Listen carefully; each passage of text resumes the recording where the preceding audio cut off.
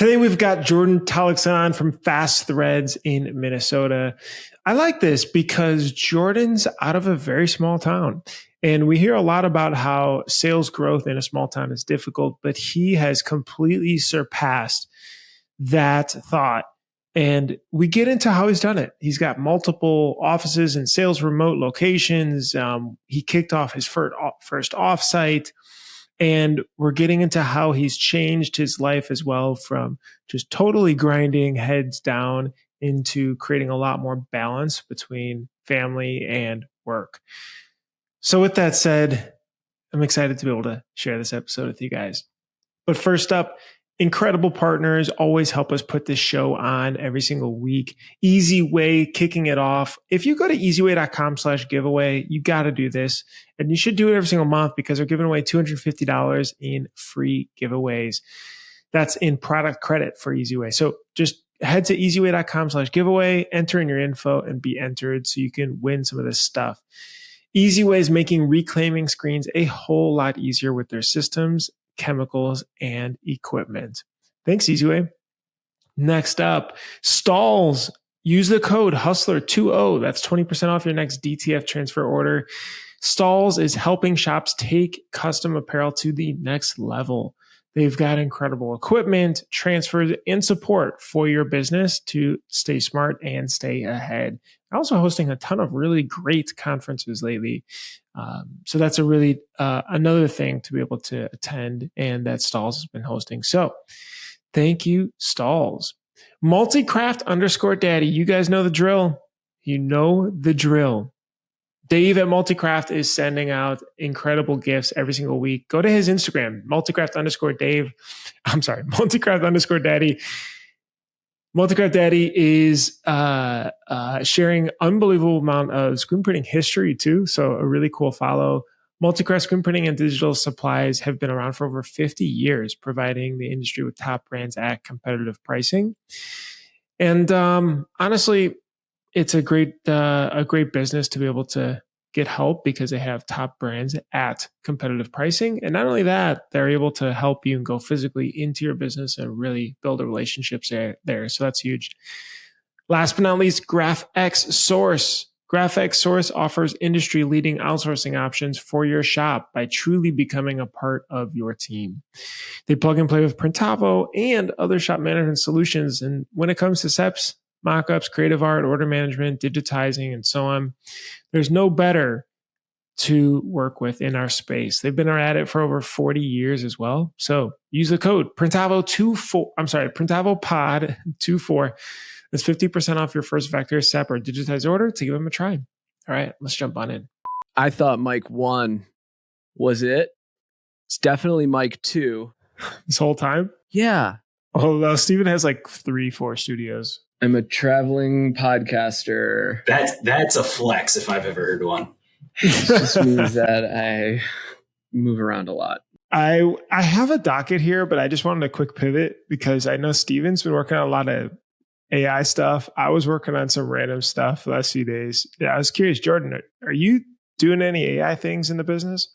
Yeah, we're doing, I use it every day, I guess, but then also I did just recently, thanks to Steven, actually, I used Claude code and I made our first ever KPI app. And that was pretty sweet, man. What do you mean? Like, what is it? Okay, what's it do? What was the goal when you started? So, Fabric, one of my goals was to start tracking KPIs. Doing it manually was just too cumbersome. And it just seemed like we'd start it and stop it and start it and stop it. So I got everyone iPads or tablets and built this app on Claude Code where basically they can punch in the information for the job, hit start, whether it's embroidery, DTF, screen print, and essentially it'll track, for screen print, for example, it will track their setup times, it'll track their print time, and then it'll track their teardown time, and then bulk that information into different categories. So like different KPIs, obviously, getting all those metrics back.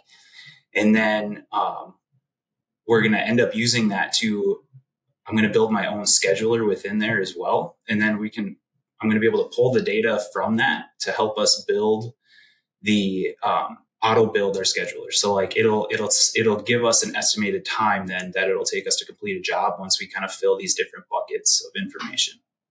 That's pretty cool. And you've been doing this just by talking to Claude code on the on your desktop? Yeah, pretty much. Me and Whisperflow just talking away, man. What's Whisperflow? Kevin talks about it, but he's old and he's got to do that stuff. But like, tell us about Whisperflow. It's essentially you just, instead of typing, you talk. So I think it's Control Alt and you speak, and instead of typing, and it's just so much faster. So I've gotten a lot of my office employees on it too, because it's just like whether you're typing an email or if you are using AI, using Whisperflow on your desktop, it's just so much faster. So it's like, I mean, most people have ChatGPT on their phone and they probably use the icon to the microphone icon to speak to it. And it's essentially the same thing as that. That's WISPR flow, but just Google it. It's easier and it'll pop up. It's pretty freaking amazing, like how well the dictation is to talk. I definitely find myself copying off old man Kevin just by talking to not only on my phone all the time, but also, on the laptop, like just constantly, to a point where either headphones or maybe even like a little better back to the little wired thing to just keep talking to it easier. Bruce, can you talk a little bit about Claude Cowork? Like there's a new title, there's a new sheriff in town, and it's Claude Cowork, and you're all going to get the algorithms now. What's happening, Bruce? What's crazy is that this AI stuff, as everybody knows, is moving like at an incredible pace. You know, we thought the whole DTF thing coming into the industry was a quick thing. Well, this is like next level. It used to be ChatGPT was the go-to, the de facto solution to ask questions and help with solutions and things.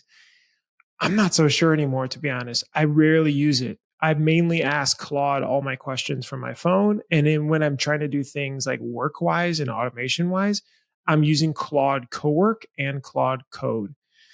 So when you download on your laptop Claude, it goes to, there's 3 tabs: Chat, Cowork, and Code. And Cowork is this thing where you can give access to your Google, your Gmail, connect HubSpot, connect like all these different tools online. You can connect to it. And then you can tell it the things that you want to be able to do and get really specific and create a scheduled task around it. I mean, a silly example is like, I like to check in on how different fabric groups are going. And before I was copying each email address in, I'll copy and pasting a simple message, send it out. I was just like, hey, this is what I do. I want to tell you what group name it is, and I want you to queue up all the emails into my drafts inbox, and then I'll send them out one by one, just real quick. And small time savings, but really nice to be able to do that. Another thing is like cold email follow-ups. People we haven't talked to in X amount of time. Queue up emails, use the tone, look at my sent emails and use my same tone and how I talk with that, and queue up those emails and drafts as well. And we're going to do that every Tuesday morning at 2 a.m., schedule that task. And so there's a whole insane amount of automations when you think about, wait, I do the same thing like every few days, that you can now be able to do with Claude. Yeah. And what I'm even seeing is people are like installing them on like a desktop in their house, like a Mac Mini. Have you seen this? Because like it can access like local files now, and it can just like run in the background. And I think like I heard this thing the other day that said, if you don't feel behind in AI, you're doing something wrong, because it is literally like evolving super quick. But I think this next generation of AI now is all about automations and working in the background. And I think that's what the theme of like the next 4 or 5 months is going to be, is how does AI work when you're asleep? And how does AI just run things that were everyday tasks that you normally did? Jordan, what's another, like, are you thinking about another type of task internally that you guys do that you're like, oh, maybe I can have this thing? I got a really good one. And this is actually simple, but, so we use, automations.io. And so we have our live dashboard that shows all of our live sales data. And anyways, we use Inksoft stores. Okay. And the way Inksoft and Printavo integrate, the dollar amount from those store sales does not come into Printavo.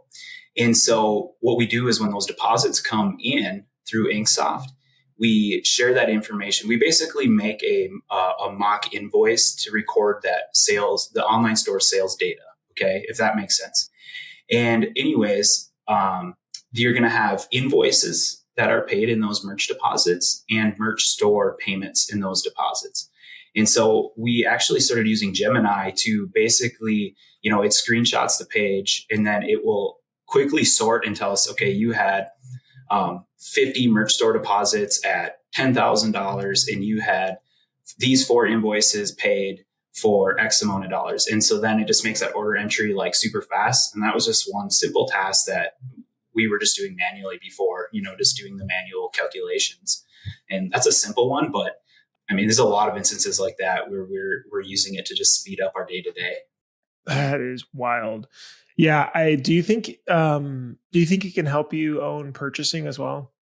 We purchase from so many vendors. Just the nature of what we do, mainly it's SNS and Sanmar, right? Like most people, but then there's probably about 50 other vendors that we're purchasing from.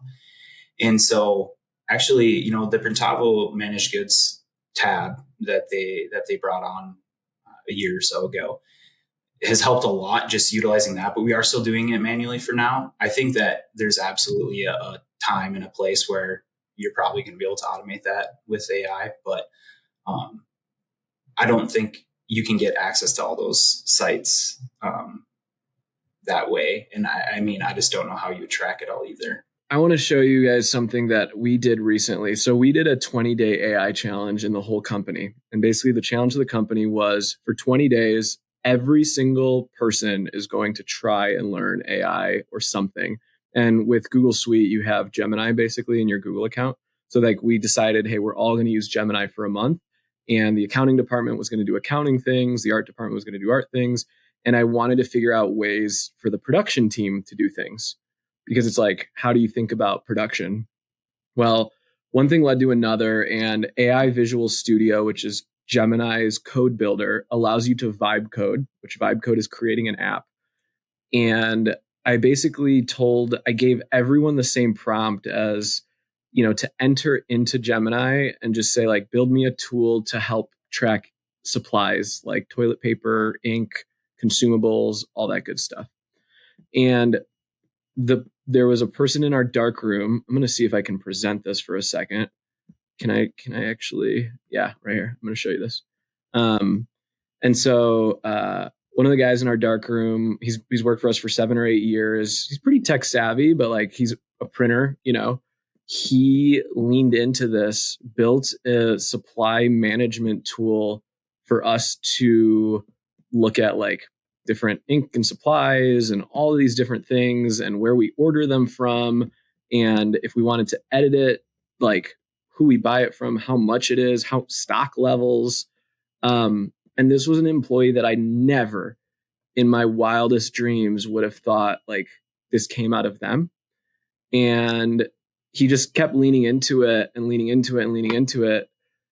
And last week I was like, do you want to run all purchasing of supplies here and use this tool and actually do this whole thing? And like promoted him. And it's like this new oxygen that's just been pumped into an employee. And now like he's back there getting everything. I was like, first we have to sort, we have to organize, we have to label. Like we built out a whole plan of it. And that was just me challenging an employee, like challenging our team to think differently. Right. And so like, that's the challenge that you like, I would give every one of your employees is like, how do you see what like things they don't even discover? And he was like, this is changing my life. This is crazy. Like he built a tool for his church and all this stuff. Like, so I don't know and no, this app is not for sale. No, I'm not giving it to anyone else. Go do it yourself. Just like, was this during the day? You said, hey guys, we're not doing regular work today. No, it's once a day for 15 minutes at 9 a.m. And so my leadership team of 5 had to come out with 20 challenges, and every morning you get your challenge for the day. And sometimes I go in left field and be like, turn yourself into a picture book for your kids so they can do coloring pages. Stupid, right? Or take a picture of a rack on the walls and ask AI how you would organize this better, right? So like we try to have fun with it. But if we could get, 75 people or, all trying to be like 1% better every day, these are the things that come out of it that you would never have expected. I was hoping my art team would use it more. And it's like, look, someone in our production facility like fell in love with it, right? Those are good inflection points. No, that's exciting. That's really cool. It's crazy. I'm seeing on the Facebook groups too, so many shop owners are empowered to start building stuff like that. And, like these little tools just to solve stuff specifically for their workflow. I mean, like you said, I think it is but it is helping people get over that initial hump, because there's a lot of buzzwords and there's a lot of promise about all this pie in the sky stuff. But until you, I think, start with a basic, hey, I just want to try to help me do this and save half the time doing that. That's where things start clicking. Can I play the devil's advocate for a second? Jordan, like some of the tools that you've talked about or the tools that I've talked about could be done in Notion or Monday.com or Asana, right? Or like a really elaborate Google sheet. Is there something that like when you built it yourself, you just felt more inspired to install it and get people using it? Like, because it was Jordan's? There's like, why didn't you just try to do it in Monday, Well, we do use Monday as well, but absolutely, man. I mean, everyone, when I showed it to the staff, their jaws hit the floor. They were like, we didn't know you were that smart. And I'm like, God, I'm not that smart. It's actually really easy. And so I'm actually excited in our next quarterly I'm going to show them exactly how I did it, because I think it's something that people need to see of like how much power you have at your fingertips to be able to do this stuff. And you do not need to be a computer expert by any means. There's a real reason we want to bring you on, Jordan, because you talked about an offsite that you ran. So let's go back to the flesh. We'll end our tech talks. But you've gone through some awesome changes in your business. You've also gone through some like transformational life stuff, like you're a fitness nut now. You lost a bunch of weight, right? And so where do we want to start? Yeah. You want to talk offsite, Bruce? Like, where do you want to go with this? Yeah. Well, I know you brought that up as to wanting to run an offsite. Stevens, you've done quite a few. So I was curious of what you learned. What was the point of it? And maybe we can get into some lessons learned for folks of how to do it. Yeah. So, one of the main reasons that we ran it is because we have 3 different locations. And embarrassingly enough, all of our employees actually hadn't met. And we don't have that large of a team. So we only have a team of about 20 people. And geographically, we're only 70 miles apart is the furthest location from kind of here, the home base anyways. And not everybody had met. And so there's a lot of disconnect between, sales and staff and office staff and art and production. And so I did our first quarterly meeting in January, and I brought everybody together for the morning session. And we learned a lot about each other and learned a lot about things that people are just like, if I go and I tell an employee something somewhere else about something about production, it doesn't mean much coming from me. But when it comes from the screen printer or the embroiderer, it means a lot coming from them to everyone else. And so not only did we learn a lot about each other, it was just like a good team bonding, building experience, I guess, for everybody. And I don't know where else we were going with this. Yeah. What did the day look like? So it was a half day? No, we did a full day. So I had the whole staff there for the morning. And then I had I guess I would call it like not our core staff isn't the right way to say it, but like our upper level staff. So like our sales team and mainly our office employees were kind of there for the second half of the day. And then that's where we kind of went through some more of the traditional EOS things, like setting our 90-day rocks and our 1-year goals and our 3-year outlook and all that kind of stuff. So we did that in the afternoon. So it was a long day. It was a whole day event. And Yeah, it was good. It was good. I'm really looking forward to the next one. And we had a lot of good feedback on it. I think it was well worth shutting down for a day for it. But I definitely learned, I'd say like one thing I took away that's just at the top of my mind was that it's not something you want to bring every single employee to because they're not all going to get enough out of it. And so like there's certain people that are going to take it and run with it. And then there's certain people that it's just not going to jive with them. Let's elaborate on that. So like you plan this event, you're going to go somewhere else for the day, right? Because it's an offsite, or did you guys do it in one of your facilities, or did you go somewhere else? We went somewhere else. You might get the invite list, you might not. How was like, so of the 20 employees, how many actually went to the offsite? Well, everybody. So we had everybody there in the morning, and I mean, all of our full-time employees anyways. And we basically split off the production employees for the afternoon. And just because like some of those things weren't quite as relevant to them, but there's even, it just, I think it really depends on like what position everybody's in. And in my mind, I was thinking like production, obviously some of these things don't quite make as much sense for them. Their goals are going to be more metric related. And some of these other things that we're talking about.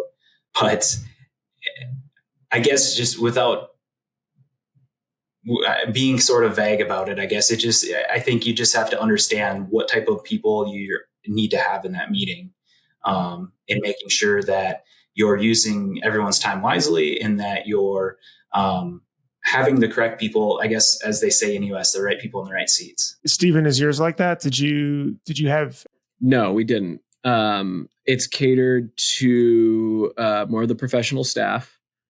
We still do something for the production team that's like slightly different, more on just like team building kind of activities. But to your point, Jordan, like I run a quarterly traction meeting with, so I have like a core leadership team of there's 5 of us. And then we have a slightly larger leadership group of 13 or 14 that meet once a week. And then that group of 14 does a quarterly meeting. And then we try to do a company offsite that hopefully touches everyone, where it's like, kind of like you said, Jordan, you kind of have like some people at something, some people at the other stuff. But yeah, I mean, I think you have to be smart with it. I don't think you can just put everyone in a room and say, our goal is to do $3 million. And the reclaim guy's like, I don't give a shit about your goals. Like, I want to reclaim screens, and make money. So no, I think that's super, super interesting. How much planning went into it? Like, did you set an agenda? Did you have speakers come in? How do you creating a whole day of activities probably is tough. How did you actually plan the day? Dude, I spent a lot of time, I'm not going to lie. And to be vulnerable and honest here, I was actually kind of nervous about it. Just because it's just like the first time I had everybody in one spot, and then I felt like the expectations were high. And so I spent a lot of time. I mean, I probably planned for a couple months. And I felt like I had it pretty buttoned up, but there's no doubt. I don't think you can prepare enough. You have to just kind of learn by doing in some of these instances. So I definitely learned a lot. And like I say, I'm stoked for the next one because I think it's just going to be that much better. And as we keep stacking them quarter after quarter, then I think not only is it going to be easier for me to prepare for, it's also going to be more effective. Yeah. Jordan, what were like the different sessions throughout the day? Maybe walk us through what the day looked like team. Yeah. What were some of the things you guys did? How did you break up the day? Well, so we started the day with, basically I kind of had a slideshow, just kind of like a year in review. And so I put together as many statistics as I could, interesting things for people to see, talked about, kind of what we're kind of looking at coming into 2026, some of the things that we learned and accomplished in 2025. And then we moved into what I called a cross-department collaboration. And that was that time when the departments basically, they all took a piece of paper and they wrote down a couple things that, if this was true, my job would be this much easier.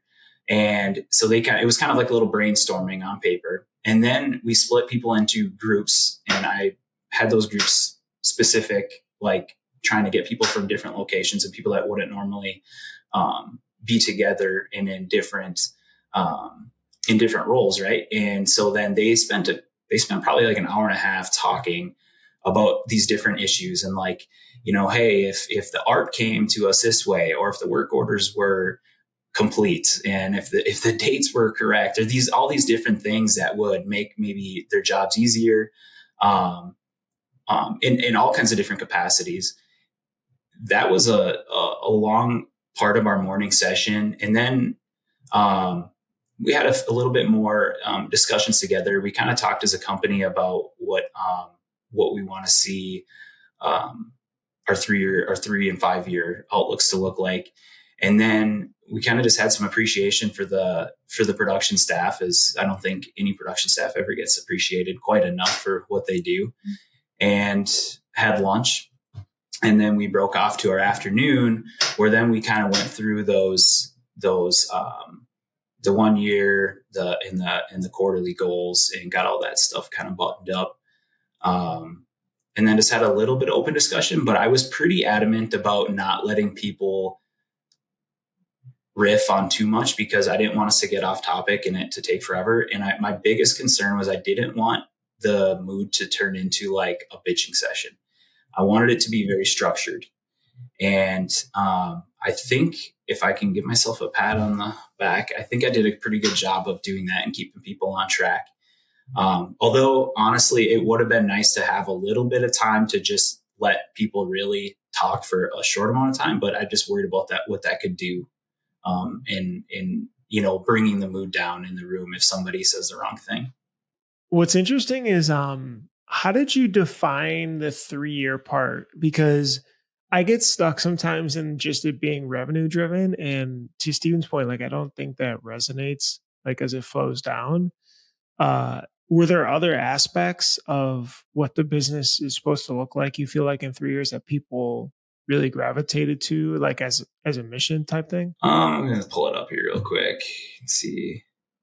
So yeah, we kind of like wrote down, everyone got to kind of point out different ideas of what they would think our business would look like in 3 years. And this was actually kind of interesting, because I think my outlook, I'm always shooting for the stars, I guess. So my outlook and their outlook was maybe a little bit different, but like some of the things that we had written down was between 3 and 5 locations, everyone having an important and a specific role, a proud and cohesive team. So kind of talking about bringing these different companies together. And then some people mentioned they'd like to see some of our production done at some of these other locations. They had things like, then we had things like numbers. So they had like a 10% growth year over year minimum. Looking at, they thought 21 to 22 employees. And I kind of let them I kind of stayed out of it, and I just let them come up with what they thought, because I thought that would be the most interesting thing to do, especially when we come back to it next year, to then see how much that changes. Because I sit and think about it every day of what I think this company is going to look like tomorrow and 3 years and 5 years down the road. But to get what they thought, it was really interesting. And it also kind of made me realize too that maybe I don't convey how maybe aggressive like I'm hoping to be compared to what they're seeing or what they're thinking. There's a lot of wisdom there. There's a really good book. It's a short read. It's written by the COO of 1-800-GOT-JUNK, called Vivid Vision. And Bruce, have you read Vivid Vision? And it basically says exactly what you said, Jordan, is a lot of times the founder or the CEO doesn't or the business owner, the expectations they have for the business and their vision, if they were to ask all their employees to see if they could replicate, like, everyone would say something different. And that's like the first step. That's like one of the first problems, is that not everyone really knows your vision. And so it's interesting when you ask them and you just kind of sit back. Did you actually then convey your vision? Like, I appreciate what everyone has said here. I do pay the bills. I want to tell you guys what I have in store and see how they align. Like, did you? I didn't. I probably should have. I didn't, just because, I don't know, I was just really trying to keep myself out of it. And I really wanted to keep it to everyone else. And I really wanted to listen more than I talked, I guess. And I talked enough just with the presenting end of it. So I think that probably would have been a good idea. And I absolutely am going to do that in the next one. But I really was just hoping to just learn as much as I could, and let them kind of lead. And also then too, to see like who's really who's really taking, charge here, and like who's really kind of like aligned with the way that I'm thinking, and to see if there was anybody that was thinking that way without me. I didn't want to influence the way anybody was speaking. Yeah, that's really interesting. I was going to say the other thing I personally found helpful was half day work related stuff, half day bowling. I found bowling was like an easy group one, depending on the size. You can do small. If you're smaller, you can do baseball game or something like that. But that's kind of harder with, it's just more folks and tickets and stuff. But the kind of camaraderie or like the inadvertent trust, I think, built from just hanging out outside of work related tasks was a nice value add too. Jordan, do you guys do stuff for culture building, like events outside of work or anything like that? Not enough. No, it's a hard dynamic with those. I think those locations being, not everybody being in the one location. So we don't do that enough. So I guess this was it, for us, but I'd love to do more of it. It's just finding, I guess, the right time and the right place. I think everyone thinks that they have to go and rent out a bowling alley or go to a game or go laser tagging. But really, just Bruce, you do this a lot, is taking people out to meals and spending undivided attention with them. One of our sales team, I used to manage the sales team and I just can't anymore. I don't have the capacity to do it. They sort of run autonomously and it's kind of our legacy business. And I was just like, I haven't talked to you guys in a couple of weeks. You guys just want to go get dinner? And we went to like a restaurant. We grabbed dinner on a Monday night. And that 2 hours was more than I could have done in trying to squeeze myself into meetings, And I think, Bruce, you say the same thing, like taking people out for meals, like, hey, let's, front office, let's just go grab lunch real quick. It doesn't have to be anything crazy. I think you can do them in small doses. Mm-hmm. Jordan, how'd you end up with 3 facilities? What is that? What's the Jordan, where are you in the world?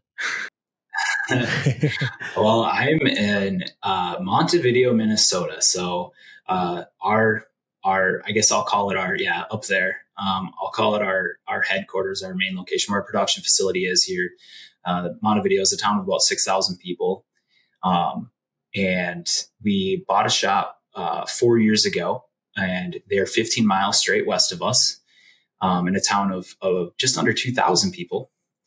And then 2 years ago, we opened our third one in Watertown, South Dakota, which is 72 miles on the same highway straight west. Why buy those? What was the, like, especially 72 miles away? I would just think I mean, I know, Steven, you're kind of further distant away, but what was the, like, were you acquiring sales or equipment, or that was just growth of being in a different town geography wise?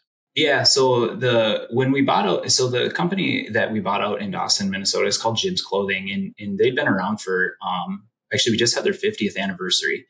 And so it's been a business that, kind of a classic, sporting goods, clothing store business that turned screen printing, embroidery. And we've heard a lot of those stories over the years of companies that kind of weathered that .com storm by pivoting to screen print embroidery from sporting goods. And they just had an excellent reputation. And so, at the time when we started, our company was it was Outlaw Graphics, and we were doing primarily, motorsport stuff. So we were doing like race car graphics and racing shirts and stuff like that. And so I wanted to try to even out our years. So like it was very seasonal being in the motorsports industry. Like our summers were super busy, and then we were kind of dead in the winters. And as we were growing, I knew that I needed employees, and this company that's not obviously super far down the road, they were doing a lot of the local businesses and sport teams and stuff like that. And the guy that owned it was getting up towards that retirement age. And so I approached him about buying it, and probably a year and a half later, we ended up making a deal, and it was kind of a buyout type of scenario where it actually, just this year was the first year that I took sole ownership of that company, and he stayed on for an extra year as a minority owner. just because things were going good and we were having fun and we were both learning a lot from each other. So that's kind of the quick story of that one. And then the one in Watertown, South Dakota, that town's like closer to 25 to 30,000 people. So for us, that's a big city, man. And we wanted to just grow. And I don't want to say that we like have the market in our area, or I'm not claiming that by any means, but just geographically and population wise, like there's only so much you can do in an area this size. So like, just for reference for you guys, the Watertown is going to be the biggest city within 70 miles, I believe. I don't think there's anything else over that size. If there is, they're really close to that 20,000 mark. So that's kind of how rural we are out here. And because of the nature of the work that we do, our production facility is, capable of doing a lot of work. And so we wanted to put our butts in those areas and have a presence in those towns. And basically what those locations are simply sales offices, basically. And then they have some small retail as well.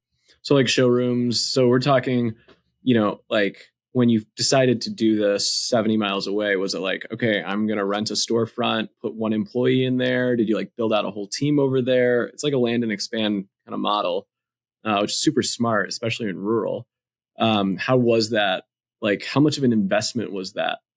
And how'd you figure that out? Yeah. So I had a gal working here for me. I knew my wife is originally from Watertown, and I actually lived there for a little bit after college, or during college, I guess. And so we always knew that was somewhere where we wanted to go. And I had a gal that was working for me at the time that, she needed a life change and she needed to move. And she was an excellent employee. She's very knowledgeable, and she was somebody one of those people you don't want to lose. Right. And so I said, well, where do you want to go? And I said, how about Watertown? Let's open a store. You go there and manage it, and we'll kind of just wing it. It can't be that hard. Right. And, so we kind of threw her in there, and she operated that place all by herself for the first year. And she did excellent. I mean, truly amazing. She proved that proof of concept. And so that was kind of our first year. It was like, let's make sure that like there's a need for this, which we felt there was. We felt there was a need for our type of business in that community.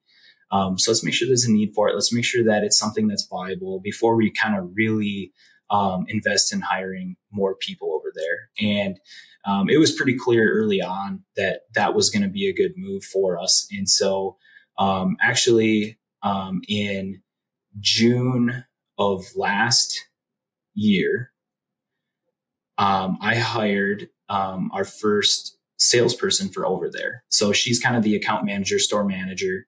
And then I hired is actually my old football coach and middle school teacher, which is a really full circle, pretty special moment for me. And he's absolutely killing it. He's doing an amazing job. He's just built for it. So there's two people in that, just two people but you get the like searchability of it. You're there physically. People come in or pick up. Yeah. It's like an outpost a little bit. Since you've made that investment, which sounds like, renting a storefront, merchandising it, figuring that out, plus an employee, probably a pretty significant investment and a gamble to make. How, if you were to look at that book of business right there, and if you would say, like, if you could say, like, how much has that turned into, like, by focusing on sales, by settling in a new place, what does that look like now? Well, I'll say that last year we were break even, which I think is amazing for the second year. And so, yeah, as far as an investment goes, it was probably like $150,000 like investment, I guess. We pretty early on, we started getting sales. And so, the first year was it was expensive. There's no doubt about it. Right. All the costs that go into building out a store and doing it professionally and just setting it up right. Like it was expensive. But like I say, last year, in 2025, it broke even. And this year it'll be quite profitable. Are we talking like 300 grand the first year, 500, 100 grand? Like give us some range so that people can wonder with us here. Shops that are listening to in this want to make an investment in sales or thinking about something like this, which is very sales forward. What were your expectations going into it, and what came out of it in that first year? I'm going to just be nosy now. Yeah. Well, like I told you, I mean, I shoot for the stars, but the first year, one person there, she did $213,000 in sales. And last year they more than doubled that. This year we're hoping to double again. That's pretty incredible. That's like I just want to take a second and give you recognition for like, that's very growth minded, not production focused. Like that's pretty awesome. Congrats, dude. Yeah, thank you. It's kind of the one cool thing about having these locations where they're just sales is that you can really focus on sales. And so I'm here at the production facility most of the time, and we're really focused on the production. And it's a distraction, right? I mean, production is a distraction to your sales team and to your front office. So having those locations or having those people disaggregated from it, they can just really focus on taking care of their customers and building relationships and not have to worry about coming and helping and bagging some orders or printing that last shirt at 9:00 at night or whatever it might be. It's so funny. I don't have an office here anymore. I sit in our like boardroom basically, but I've been spending a lot more time in Champaign, and I was literally weeding vinyl.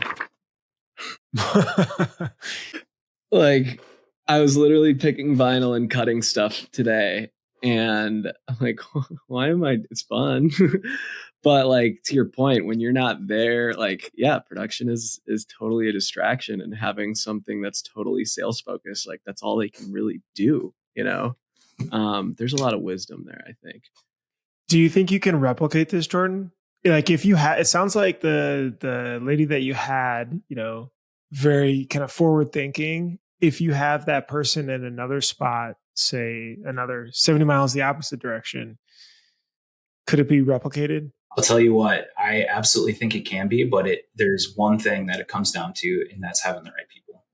You built it around her. Totally. Well, I mean, both of those guys, I mean, they're fantastic, but those locations or they're nothing without the right people. So they care and they own it over there. Like it's their baby, and they treat it like I would treat it. And if you can't, people like that just don't come around every day, plain and simple. I mean, we all know it. We've all had different employees, and that is absolutely the key to, I mean, I think it's true no matter what, but it's really important when you don't have your thumb on them every day. Right. So they got to be people that can self-manage and, are going to care about the outcomes. And they absolutely do. Yeah, that's really interesting. That's very similar to the Uber founding story when they were growing really quickly. What they would do is they had a playbook and they documented all that stuff for getting started in a new city. And then they hired a general manager and they put that person in the new city with the rule book and said, go, take this. Here's the plan. Here's the sales quota you need to hit for this to break even in X time, and go from there. Here's how we've done it in other cities. And it's really cool to see something that, you're doing on your scale. No, Jordan, I was going to say, like, you have 3 locations. You have a family, right? You've been on a pretty incredible fitness journey. How have you operated? Like, it seems like there's like a version of you that is in some flow state. Can you talk to us about that a little bit? Maybe get personal for a second, and like, yeah, how do you operate your life a little bit, and how does that influence your business? Have you guys ever heard of the 4-burner theory? Yes. No. Really? Justin Lawrence just sent it to me 2 weeks ago. Explain Go, Jordan. Yeah. So the 4-burner theory, it's the idea that you have 4 burners, and it's family, work, health, and friends. And to be successful, you need to turn one of those off. And to be extremely successful, you need to turn 2 of them off, right? And I guess once I saw that video, it was I saw it on TikTok, and actually it was the gal that the Main Street Millionaire gal. What's her name? Cody Sanchez? Sanchez. Yeah, she's amazing. Anyways. Not Dave Ramsey? No, Bruce. Dave Ramsey's got lots of wisdom too, right? But this one was Cody. And anyways, I guess the way I thought of it is I've kind of had my health burner turned off for the last 10 years. So I started this business. I was in college. It was 2014. And it was very much a grind through many of those years of just learning a lot of things the hard way. And I never thought that I was the smartest person. I never thought that I was the best at anything, but I always felt like I can outwork anybody. And so I did. I mean, I just worked 16, 20 hours a day, 7 days a week for many, many years. And I definitely turned the health burner off. And I gained a lot of weight, and I started coming into some health problems at a young age. I'm only 32 years old. High blood pressure, cholesterol, liver, all this stuff.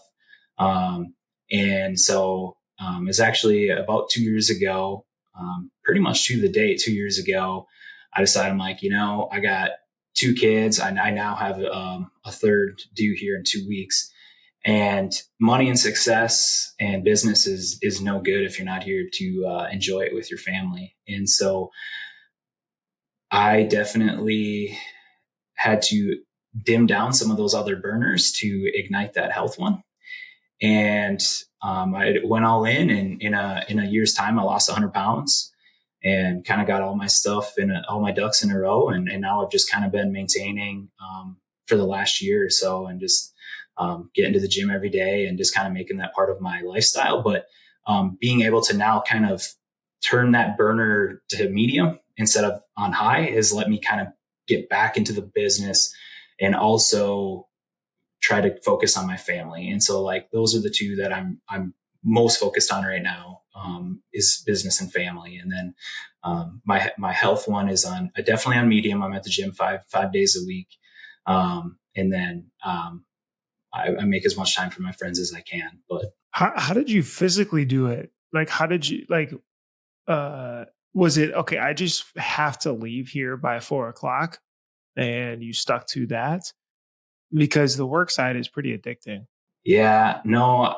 So I've always been a night owl. Like, I like staying up late, working until 3-4 o'clock in the morning, getting up at 8, showing up a little late. You and Steven show have a lot of commonalities with the late night. I'm way better. Keep going. Sorry, Jordan. No, you're good, man. So I had to reframe my mind, and actually read that Mel Robbins book, The 5-Second Rule, and I kind of bought into it, I guess. And I was just like, hey, I'm going to get my ass up in the morning. I'm going to wake, my alarm's going to be at 5. I'm going to go to the gym, and I'm going to get after it. But to be honest with you, the first 6 months, and this was a mistake that I did make, is I didn't go to the gym right away. I mean, I was walking and shooting for that like 10,000, 15,000 steps a day thing, but I wasn't lifting weights. And I lost the majority of my weight in 6 months simply just by tracking calories, MyFitnessPal app. And losing all that weight that fast, it definitely took a toll on my strength. And so then I got back in the gym after about 6 or 8 months on that journey, and kind of got myself back up to, probably high school levels again or whatever. And so it took me a while to do that, but yeah, that's kind of how I did it, I guess.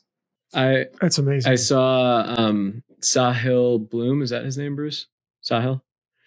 He had a quote on his Instagram the other day. It's like, haven't met a loser at life that wakes up and goes to the gym at 5 a.m.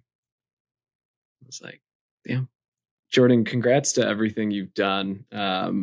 And yeah, it's super inspirational. Cool to see all, like, it's like we're coworkers because you're doing the same thing somewhere else. We're all hacking on the same problems, get to share it together. You're at Long Beach. Yeah.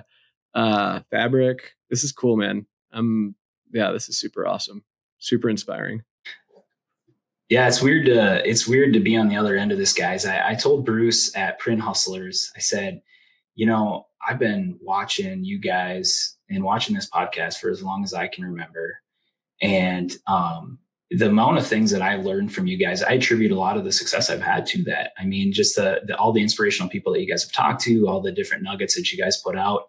Obviously also being a part of, Fabric and going to those Print Hustlers conferences and stuff like that. I've learned so much. So I thank you guys for all that. And, I have a lot of appreciation for both of you. And, I've been on a couple calls with you, Bruce, Steven. And, you've helped me work through some things and that you had no obligation to do. So I'm appreciative of that. Yeah. Justin Lawrence said it best. We're all coworkers, right? Like we're the only ones that really understand what it means. And so when we can just talk and complain about everything else, like we all level up. And I think, to those listening in the industry, like you're not alone. There's amazing resources. And it's like, I know so many people that came to their first Print Hustlers or came to their first Long Beach and instantly are just like, oh my gosh, there's this huge community here. So super cool. What airlines do you fly, Jordan? I'm a Delta man. Yeah, there was a wrong answer. There was a wrong answer and a right answer, and you gave a pretty solid answer. So we'll invite you back. Fair enough. Jordan, thanks for being able to join us on the pod. What if folks want to ping you to ask any questions? What could it be, email or what do you think? Yeah, Jordan at fastthreads.com, 2 T's in there.